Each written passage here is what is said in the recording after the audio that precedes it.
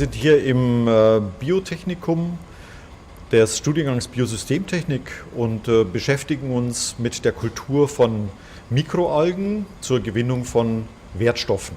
Die Algen sind für uns deswegen so interessant, weil sie ein enorm hohes Spektrum an sehr interessanten Substanzen liefern. Gegenwärtig ist das Thema Algen eines der wichtigsten im Bereich der Biotechnologie und der landwirtschaftlichen Biotechnologie. Weltweit arbeiten Hunderte von Wissenschaftlern und auch Unternehmen an diesem Thema. Wir sind heute hier, weil wir für Georg Fischer Piping Systems, eine unserer Unternehmensgruppen, ein Algenprojekt anschauen.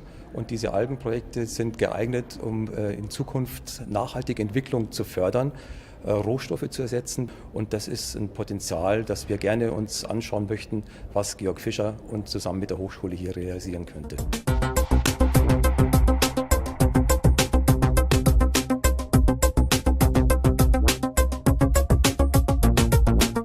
Bei unserem Projekt geht es darum, Algen in Photobioreaktoren zu kultivieren. Photobioreaktoren bestehen aus Röhren, die ähnlich wie Sonnenkollektoren großflächig aufgestellt werden, und in diesen Röhren fließt das Wasser mit den Algen. Diese Röhren sind bisher aus Glas und enorm teuer, schwer zu transportieren und auch aufzustellen.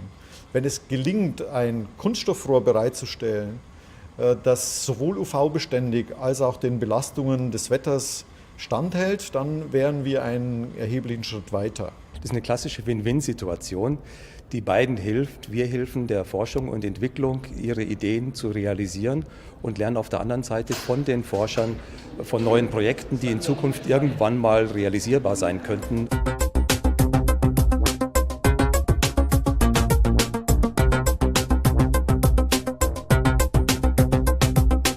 Die Zusammenarbeit mit GF ist für uns deswegen wichtig, weil wir das Problem der Rohre und der Rohrtechnologie für große Flächen als besonders wichtig erkannt haben. Das spielt auf der einen Seite die Materialtechnik eine sehr große Rolle, aber zum anderen natürlich auch die kostengünstige Produktion und Verlegungstechnik. Ich rechne damit, dass die ersten großflächigen Algenanlagen in etwa 10 Jahren in Betrieb genommen werden.